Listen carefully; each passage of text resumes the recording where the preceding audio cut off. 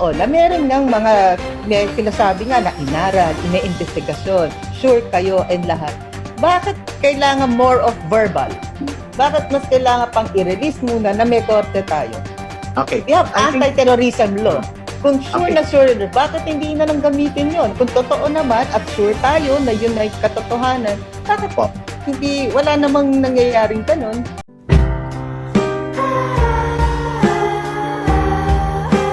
Klaro naman yon. Ang gusto lang talaga ng NTF-ELCAC, matigil itong terorismo. Yun ang pinaka-summary. Pero eto, kailangan kita tanungin eh. Okay, yung sa nangyayari kay General Parlade, no? Yung biglang nakakabitaw ng mga salita. Biglang magsasabi itong taong ito. Kasi sinasabi nga palagi na it's not red tagging. Kasi parang ang dating sigurado eh. Diba? Pag sinabing itong si congressman na to ay ganito, tong party list na to, ang sinasabi ninyo, hindi red tagging yon dahil parang sure. Nung nagre-red tag siya, no? Dito, kay, sabihin na natin, may tinuro siyang tao. Okay, yun ba sa sinasabi mo sa amin ngayon? Nung sinabi ngayon, ay sure siya? Or Opo. ito ay sinasabing, maaari. Kasi iba yung maaari sa sure ako. Di ba? Opo. Parang ganon. So, anong masasabi mo? The way it's being handled, na suddenly, bang, sasabihin niya yun, na ang mga tao ngayon tuloy, okay, second question dito hindi ba nagiging negative ito or nagiging downside ng gusto nating mangyari na ang mga tao ay malaman na ang terorismo ay dapat lamang mawala? Dahil totoo lang, lahat naman tayo ayaw yon. Pero sa nangyayari, the way it's being handled, ano sa tingin mo ka, Eric? Nagiging downward ba tayo dito? Nagiging negative ba? Nawawala ba objective natin? Okay, sa first question po, ma'am, General Parlade and Yusek Badoy, as the volunteer spokespersons for the NTF-ELCAC representing their clusters. Si Ma'am Badoy, a strategic communication cluster in her capacity as PCO or representative, Yusek to the strategic communication cluster, and General Parlade in his capacity as pledge cluster, peace, law enforcement, development, security cluster. 12 clusters yan. Hindi po sila nagsasalita patungkol sa ordinaryong magbabalot, nagtitinda ng okra o sitaw sa palengke. Ang kanilang tinutumbok ay mga personalities na ang confirmatory process at ang validation or ang pagkuha ng information nanggagaling sa amin. Sila lang nagsasalita. Pero yung pagsabi kung sino ito, ano ba ito si Colmenares, ano ba ito si Teddy Casillo, they are not just simply doing it out of their whims and caprices without talking to the former cadre and former rebels like us. Okay, I'll talk about, ito yung mainit ngayon eh. We're talking about a woman, di ba? Young woman na nag-start ng community pantry, si Ana Patricia Non. Si Patrin. And suddenly, lumaki, bang! Parang sinabi na siya, parang ganun ang dating, ay isang komunista. Tama ba ako? Ganun ba yung tinumbok nun? So, sinasabi mo sa akin kasi, halos sure kapag nagsalita. So, pagdating dun sa sinabing yun tungkol kay Ana Patricia, can we say na sure siya bago siya nagsalita? Or ito ay kanya pa lamang sasabing aaralin niya pero nasabi niya na yung name? I think dumaan si General Parlade po sa pagkikipag-usap sa mga kadre na dating kadre na kumilos bilang sa inyo, kasama ka, Eric? Kasama kami sa mga kadre na yan. Okay. Pangalawa, based yan sa actual intelligence process gathered on the information on the ground. And number 3, nagkulang lang si General Parlade sa pagpapaliwanag ng predicate situation and condition para maintindihan na hindi niya nilalayong tirahan. Dapat nailinaw niya. Okay, nailinaw niya ano ang trail of involvement, ano ang pattern of circumstantial correlation, and ano ang historical operational background ni Patricia noon. Bago niya sana sinabi yun. Kasi kami ang nauna pwedeng magpaliwanag niyan eh. Mas may papaliwanag namin yan kasi ginawa namin at doon kami nanggaling direct practice, direct experience. Pero tamang observation ninyo, ma'am. Better sana din po na hindi na lang muna binitawan yon. Pwede naman kasing unnecessary na yon, pwedeng internal information yan muna ng government. At ang ipapaliwanag na lang doon, kung totoong ang pantry ay para sa bayanihan at pagtutulungan at pagiging kapwa-tao at magiging mabuting tao at matulungin, bakit may mga polyeto na nananawagan na makibaka ay esensyal, sumama sa pakikibaka sa Mayo 1, patalsikin ang berdugo at inutil na rehimeng US Duterte. Bakit may ganun pa? So dapat doon na lang sana nag-focus si General Parlade kasi yun ay may solid material evidence na mapanghahawakan ng Yun na mamamayan. nga, kasi not as a person, no? Yung aktibidades na meron Yes. siyang katibayang hawak na itong certain community pantry na ito, certain. Kasi Yes. nangyari, parang community pantry ang nadali dito eh. Parang Apo. ganon ang dating. No? I think you agree. Yung sunod, eto na lang, bago ko ulit ipasa sa kanila.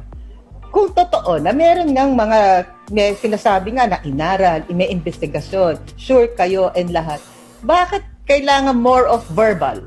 Bakit mas kailangan pang i-release muna na may korte tayo? Okay. We have I think- anti-terrorism law. Kung sure Okay. na sure, bakit hindi na lang gamitin yon? Kung totoo naman at sure tayo na yun ay katotohanan, bakit Po. wala namang nangyayaring ganun? More Okay. of ingay lang. Ang anti-terrorism law, ma'am, hindi mo pa pwede magagamit kasi subject for constitutional review ng Supreme Court. Mm. Ibig sabihin po, until lumabas siya sa Supreme Court, hindi mo siya magagamit as reference law. Mm. Pangalawa po, wala tayong anti-subversion law. Wherein hindi mo kailangang may bomba at may granada at baril. A mere membership to CPP, NPA, NDF with the presence before of anti-subversion law o Republic Act 1700 nang maripil ito noong 92 sa panahon ni Pangulong Ramos na wala po ang pangil ng gobyerno para habulin ang mga underground operatives na kumikilos po na hindi armado, mama, pero nakabaon at nag-infiltrate sa loob ng Kongreso, sa opisina, sa eskwelahan, sa pabrika, sa community. Wala silang baril. Kasi ginawa namin yan pero konektado kami sa underground operations ng Okay. So, ang CPP, sinasabi- NPA, NDF. Okay, so ang sinasabi mo ngayon, hindi magamit ang korte na tinatawag na bring it to court Correct. because wala tayong batas Yes. at this point na pwede yon. So ang Correct. ginagawang style ngayon ng NTF, ECLAC, baga sa kumpas, expose them. Yes, expose Yun ang them ginagawa. and Okay. hit them on the basis of correct information, proper explanation with correct predicate exposition na mapaliwanag sa mamamayan so that we can prevent recruitment, we can prevent infiltration, and we can give proper guidance to the people, to the public, ma-avoid ang pagka-recruit ng kabataan nila at hindi masira ang ating mga sektor na ginagawa nila ng mga iba't ibang pamamaraan ng mga recruitment and infiltration. Tama kayo, Ma'am Pilita, yan ang purpose ni General Parlade. He wants to inform the public and the people of the modus operandi of the CPP, NPA, NDF, kung ano ang kanyang double tactics or dual tactics. Subalit, Yun ang yun nga purpose lang. niya. Subalit, yun ang purpose niya. Subalit, medyo hilaw. Ibig Yes. sabihin, bumana, tas sa pagsalita niya, hindi naman ma-explain sa tao. So, ang Tama. nangyari lang, judgment ang dumating. Hindi ba? Oo, kaya ma'am, pwede nga Tapos siya mahulog. may mga nabanggit sa na medyo, ano ba naman yung judgment na yun? Naging satanas Oo. na. Hindi ba? Tapos So, yung figure of speech and choice of words minsan ni choice Sir of words, Parlade yes. ay Oo. very mapusok kung si Sir Angelo. So it can trigger negative reactions to supposedly government allies within our ranks like the senators and the congressmen. Okay. Tama kayo Anong sa masasabi observation. mo ngayon? Okay, sinasabi na side ng gobyerno hindi makapag-kaso sa mga sinasabi nyo na maaaring involved, no? Pero ang sinasabi na merong yatang plano si Ana Patricia noon na siya ang magkaso. Opo. Okay, anong masasabi mo doon? Sila karapatan ngayon ang po- magkakaso. Karapatan po ni Miss Patricia no na magkaso kung sa tingin niya ay may nalabag ang kanyang karapatan. Yes. Nobody can prevent her. That is her That's constitutional right under our constitution. Number 2, ma'am, kapag lumabas po ang Anti-Terrorism Act of 2020 at sabihin ng Supreme Court constitutional ito, walang balakid, pwede nang ipatupad lubos-lubusan, if the Supreme Court rules with finality on the constitutionality question of the Anti-Terrorism Act of 2020, kahit wala silang armas, mama, kahit magkunwari pa sila, if there will be testimonies and evidences that will link them to the recruitment towards NPA, financing the NPA, and joining other activities related to the promotion of armed terrorism and armed atrocities by the armed group, the NPA, and all other underground operations, including financing. ay pwede silang kasuhan, ma'am, sa Anti-Terrorism Act of 2020, more particularly kapag na-prescribe ng korte na ang CPP at ang NPA ay terrorist organizations Pero under hindi the ba, requirement of the law. okay, hindi ba magandang opportunity yon on the other end kung sakaling magkaso siya? Kasi ibig sabihin, nagkaso siya, now you can actually present the evidence that you're talking about. That is an Kasi opportunity. nagkaso siya. Oh, so 'di ba? Para lumabas kasi ngayon parang nangyayari wala sa proper walang proper venue yung pagsasabi tungkol sa Apo. kanya. So Apo, siguro pag nagkaso siya, may lalabas no para Tama. malaman kung totoo ba ang sinasabi niyo o hindi ba? And we can present also our testimonial declaration to explain kung paano na-link ni General Parlade at ng NTF-ELCAC ang kanyang activities into the underground movement. Correct po kayo, ma'am. That will be an opportunity. Ma'am, may nakalimutan akong sagutin. 2 minutes lang. Yung ginabanggit mo yung nawawala ba ang pagtitiwala at suporta ng mamamayan sa NTF-ELCAC at sa laban kontra terorismo dahil sa nangyayaring medyo mainit na bangayan ni General Parlade ng NTF-ELCAC personalities against sa some senators? Sa tingin ko po, ma'am, sa ordinaryong mamamayan, hindi masyadong malaking impact. Pero sa mga middle class na sumusubaybay, sa mga intellectuals and professionals na sumusubaybay sa balita, pwedeng magkaroon niya ng mga pagdududa. Ano ba talaga itong NTF-ELCAC?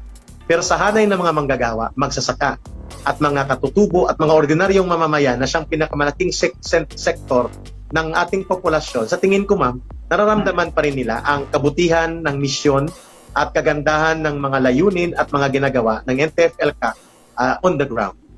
Kaya ako'y nakikita ko, ma'am, itong mga possibly lapses or mga miscommunications and weaknesses of the government to unify itself, including the legislative, the judiciary, and the executive branch on the mission framework of whole-of-government approach and whole-of-nation approach under the NTF-ELCAC.